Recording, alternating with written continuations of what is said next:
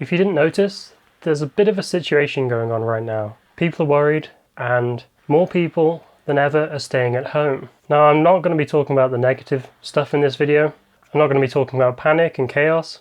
Instead, I'm going to be focusing on the positives. I want to help you turn this experience into something that you might have thought of as a detriment, but in fact, we can turn it into a positive. Because with more people staying at home than ever before, and people not really knowing how to deal with it, I don't want you to end up looking like something from The Shining and losing your mind over trying to cope with this newfound isolation.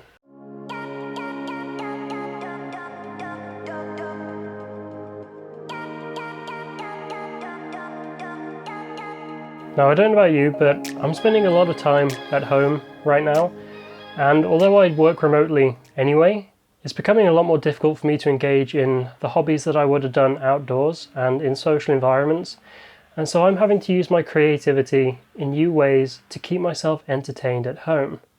And for those that don't know, about 3 weeks ago I started a 90-day no gaming detox, and in that time I've had to find a ton of new ways to keep myself occupied, keep myself being creative, learning new things, trying new skills, and making the most of my time. So in this video I'm going to be covering just a few of the things that I've done to make sure that I'm staying creative, that I'm staying positive, that I'm looking after my mental health, and hopefully you can use some of those in your own life. The first thing that I did after quitting gaming was to cut out social media and mindless internet browsing, as well as getting rid of any distractions on my phone. Now, you don't have to be quite as drastic as I was and cut it out completely, but try to be more mindful of the time you're spending in your downtime.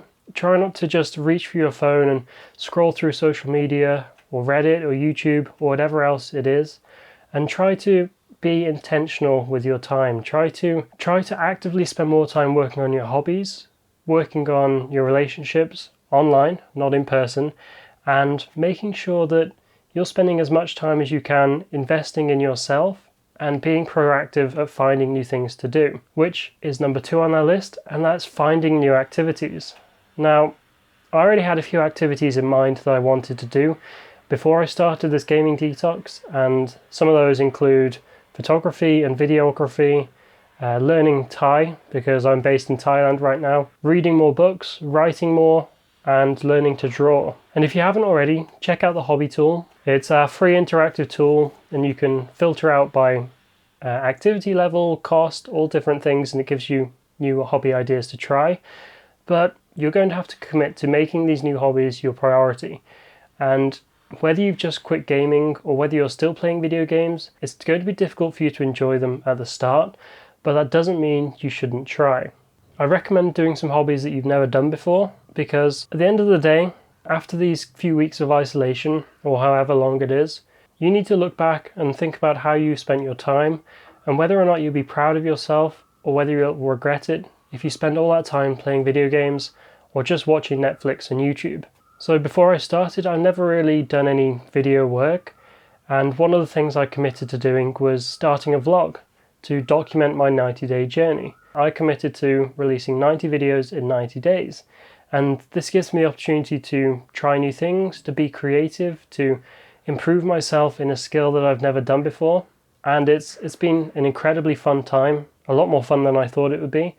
And by doing a hobby or an activity that I've never done before, I allow myself to unlock new areas of myself that I never really thought about or try to improve, similar to how you would in a video game. It's like a new part of a skill tree or something that I'm progressing in, that I'm unlocking, that I'm seeing real growth and real results from doing it. And it's been such a worthwhile hobby. So if there's anything that you think that maybe you've had that thought of, oh, I've been wanting to do this for a long time, and now is the chance to do it. Whether it's writing a book or doing photography, which while you can't really go outside to do it too much, there's still a ton of things you can do with your smartphone in your home.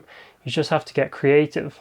But some other examples could be learning to code and building a project in 2 weeks, learning graphic design or music, picking up an instrument or something like that, or starting a podcast. I don't know, something that allows you to be creative and flex those creative muscles that whether or not they've been itching to be released for a long time, or whether or not you're a creative person but perhaps you've lost that edge, that flow, your mojo, or whatever you want to call it, now is the perfect chance for you to get back into them. And if you can find a hobby that allows you to get into that flow state, which is unparalleled levels of focus, and is something we experience a lot playing video games, where a few hours could go past and you wouldn't even realize it. You thought you'd been playing for 20 minutes, suddenly the whole day is gone.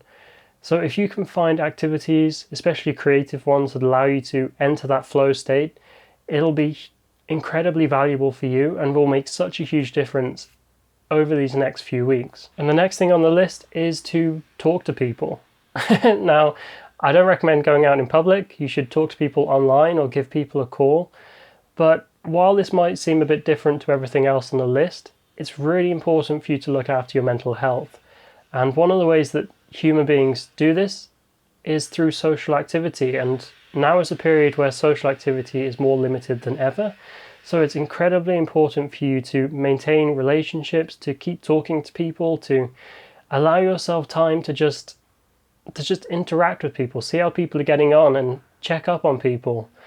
See if they're doing all right, see if they can offer you any support or vice versa. And I guarantee if you can make an effort to reach out to people when this is all over, when it's all in the past, those relationships will come back and reward you tenfold. People will remember that you reached out to them, that you made an effort to maintain contact and build that relationship. And in the long run, it will make such a big difference. I guarantee it. Now finally, the last thing on my list is to allow yourself to relax. Now, this is somewhat related to being creative and also looking after your mental health, but you can't be creative forever. It just doesn't work. People have on and off days. Sometimes you'll be able to accomplish loads of stuff and sometimes you won't be able to do anything at all. And I found that the most important thing you can do to help mitigate this is to allow yourself to genuinely relax. Now, some people think that they relax by being more creative. They think that they can push through these blocks by doing more work. And this is something I've been plagued with for a long time, this belief that if I just keep working, then things will get better. But in reality, you need to give yourself a break. You need to let yourself relax, take time off, and do what's necessary to recharge your batteries. Whether that's watching Netflix or reading a book or whatever it is, just try to give yourself guilt-free relaxation time and don't force yourself to be creative or to take part in these hobbies when things just aren't working out. Come back to it another time if you've got a problem you're trying to overcome or something you're trying to solve, and you'll feel refreshed, you'll feel recharged and ready to go all over again. And I know I said that was the last one, but I just want to add exercise to the list. Start learning how to do home workouts, because your physicality and your mentality, they're completely linked. If your physical body isn't acting at its full potential, then your mind can't act at its full potential either.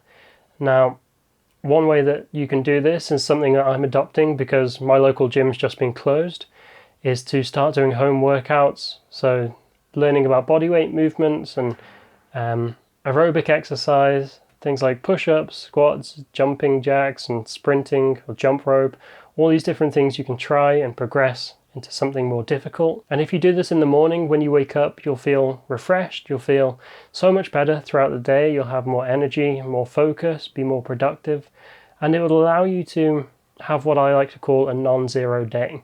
If you just do one thing that is productive at the very start of your day, then the rest of your day is a success. And you've set up your day in such a way that no matter what else you do, you've already accomplished something incredibly important. And it gives you that early win. It allows you to tick something off the checklist of what you need to do, and you'll gain so much momentum at the start of the day that will allow you to progress into everything else that you need to do. And so that's everything from me in this video. Thanks for watching. If you found it useful, or if you have any advice for other people to stay creative and make it through this period of difficulty, this period of isolation, let us know in the comments below. Don't forget to like the video, subscribe to Game Quitter to stay notified of more videos in the future, and until next time, peace.